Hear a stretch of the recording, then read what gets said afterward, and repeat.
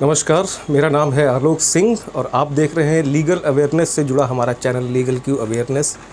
और आज मैं आप लोगों को बताऊंगा कि जब आप कोर्ट्स में किसी मुकदमे की पैरवी में होते हैं, आप किसी भी पक्ष से हों, आइदर पार्टीज़, हो सकता है आपने मुकदमा किया हो सकता है आपके ख़िलाफ़ मुकदमा हुआ हो, सिविल मैटर्स या क्रिमिनल मैटर्स, दोनों ही तरह के केसों में अगर कोर्ट की प्रोसीडिंग्स को आप एंटरटेन नहीं करते हैं, आप कोर्ट की प्रोसीडिंग्स में नहीं जाते हैं, तो आपके ख़िलाफ़ क्या कार्रवाई हो सकती है। तो दो तरीके के केसेस होते हैं, जैसे कि बेसिक जानकारी ये सब आप लोगों को है। पहला सिविल नेचर के केसेस, दूसरा क्रिमिनल नेचर के केसेस।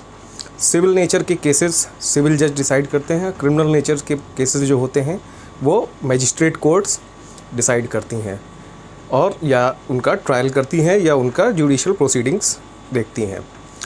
अब सिविल नेचर के केसेस में आप दो पार्टीज़ हो सकती हैं।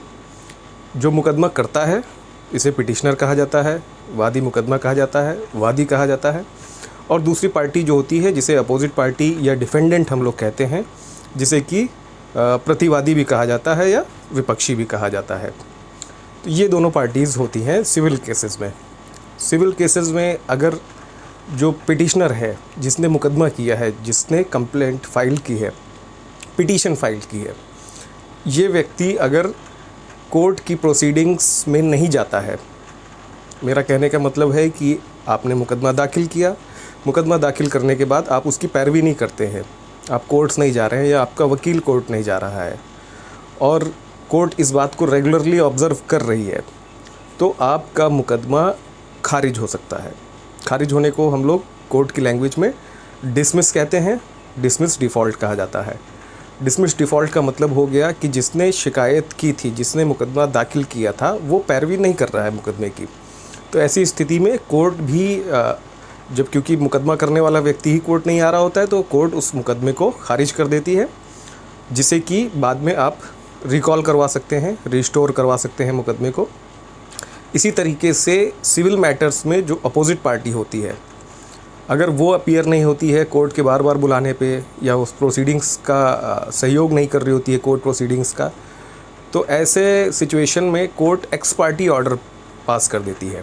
एक्स पार्टी ऑर्डर का मतलब हो जाता है एक पक्षीय आदेश, और एक पक्षीय आदेश में कोर्ट जो वादी मुकदमा होता है, जो पिटिशनर होता है, सिर्फ उसकी बात सुनते हुए और उसी के पक्ष में फ़ैसला कर देती है। क्योंकि अपोजिट पार्टी अपनी बात रखने के लिए नहीं अपीयर हो रहा है, तो कोर्ट एक पक्षीय आदेश कर देती है, जिसे एक्स पार्टी ऑर्डर कहा जाता है, जिसे कि बाद में रिकॉल कराया जा सकता है अपनी बात कहने के लिए। उसमें कोर्ट की अलग अलग कंडीशंस होती है, आपको जस्टिफाई करना पड़ेगा कि क्यों आप प्रोसीडिंग्स में अपीयर नहीं हो पा रहे।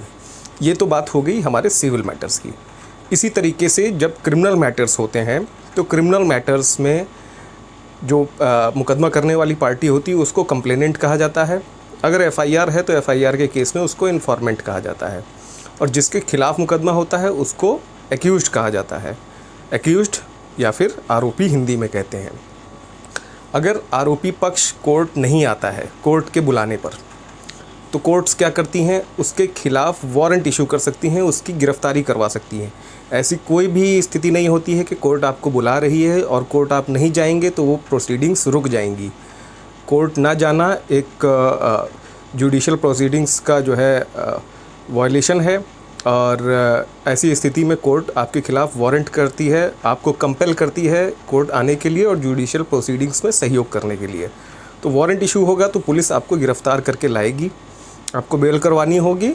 तो इसलिए अच्छा ये माना जाता है कि कोर्ट का अगर कभी आदेश होता है, आपके ख़िलाफ़ समन होता है, बेलेबल वारंट होता है या वारंट होता है, तो आप कोर्ट की जो कोर्ट बुलाती है तो उसको समय पर आपको अपीयर हो जाना चाहिए थ्रू योर काउंसिल।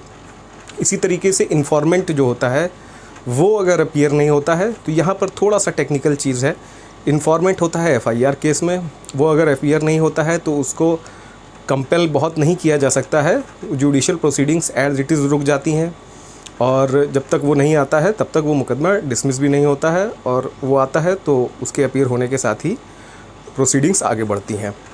दूसरी तरफ कुछ केसेस होते हैं जो सेक्शन 156(3) सीआरपीसी के थ्रू फाइल होते हैं कोर्ट में, जिन्हें कंप्लेंट केस कहा जाता है। कंप्लेंट केस में अगर कंप्लेनेंट नहीं आता है कोर्ट, तो कोर्ट उस मुकदमे को डिसमिस डिफ़ॉल्ट कर सकती है। डिसमिस डिफ़ॉल्ट का मतलब हो जाता है कि खारिज कर दिया जाता है मुकदमा, क्योंकि जो कंप्लेंट करने वाला व्यक्ति है वो ही कोर्ट नहीं आ रहा है, वो ही अपनी कंप्लेंट की प्रोसीडिंग्स जो है वो आगे बढ़ाने में सहयोग नहीं कर रहा है, इसलिए उसकी कंप्लेंट खारिज कर दी जाती है। तो इस तरीके से हमने 4 चीज़ों को जाना कि सिविल केसेस में एक्स पार्टी ऑर्डर हो सकता है, डिसमिस डिफ़ॉल्ट हो सकता है मुकदमा अगर पिटिशनर का है, अगर अपोजिट पार्टी या डिफेंडेंट का मुकदमा है वो अपीयर नहीं हो रहा है तो केस एक्स पार्टी ऑर्डर हो सकता है। क्रिमिनल केसेस में कंप्लेंट डिसमिस हो सकती है, और अगर एक्यूज्ड की साइड से अपीयरेंस नहीं हो रही है, कोर्ट में अपीयर नहीं हो रहा है, तो उसको वारंट इशू किया जा सकता है उसके ख़िलाफ़। तो ये चारों चीज़ें थीं। इसके बाद ही कुछ टर्म्स ऐसे आ जाते हैं जैसे वारंट रिकॉल है, एक्स पार्टी रिकॉल है। तो रिकॉल शब्द जो होता है वो होता है कि किसी कोर्ट के ऑर्डर को वापस करने का एप्लीकेशन। तो वारंट रिकॉल में भी क्या होता है कि कोर्ट में आप अपीयर हो रहे हैं तो आप अपने वारंट को रिकॉल कर सकते हैं, आपकी गिरफ्तारी नहीं होगी। एक्स पार्टी प्रोसीडिंग्स को रिकॉल करने के लिए आप एक्स पार्टी प्रोसीडिंग्स की रिकॉल एप्लीकेशन डालेंगे तो उससे आपकी प्रोसीडिंग्स जो आपके ख़िलाफ़ एक्स पार्टी ऑर्डर हुआ है वो ख़त्म करके फिर आपको सुना जाएगा और प्रोसीडिंग्स बढ़ाई जाएंगी। तो बेहतर ये होता है ऐसी स्थिति में कि आपको कोर्ट कभी भी आपको अपीयर होने के लिए नोटिस इशू करे तो आप कोर्ट में ज़रूर अपीयर हों। ना अपीयर होना कोई सॉल्यूशन नहीं होता है जुडिशियल प्रोसीडिंग्स का। अपने वकील से तुरंत संपर्क करें और आप कोर्ट की प्रोसीडिंग्स को सहयोग करें जो कि न्याय हित में सही है। तो ये मेरा वीडियो आज का इसलिए उन लोगों के लिए था जो कोर्ट प्रोसीडिंग्स को थोड़ा सा लाइटली लेते हैं। उनको लगता है कि बहुत स्लो होता है कोर्ट का प्रोसीजर और फाइलें पड़ी रहती पेंडिंग रहती हैं, उससे आप ही का नुकसान होना है। ऐसे लोगों को मैं इन्फॉर्म करना चाह रहा हूँ। और कोर्ट की प्रोसीडिंग्स का हमेशा सहयोग करें, उससे आपको फ़ायदा ये होगा कि आपका कोर्ट की नज़र में आप एक लॉ अबाइडिंग सिटीज़न माने जाएंगे और जो बातें आप कोर्ट में कहेंगे उनको इफ़ेक्टिवली कोर्ट स्वीकारेगी। किसी केस में आप कंपेल करके कोर्ट आपको ज़बरदस्ती बुलाती है, फिर आप अपनी बात कहते हैं तो आपकी बातों की ग्रेविटी वो नहीं रहती है। तो ये थी आज की बेसिक जानकारी जो मैं अपने चैनल के द्वारा आप लोगों तक पहुंचाना चाहता था। इसके बाद वाले वीडियो में हम फिर मिलेंगे कुछ और जानकारी के साथ। Thank you so much, take care.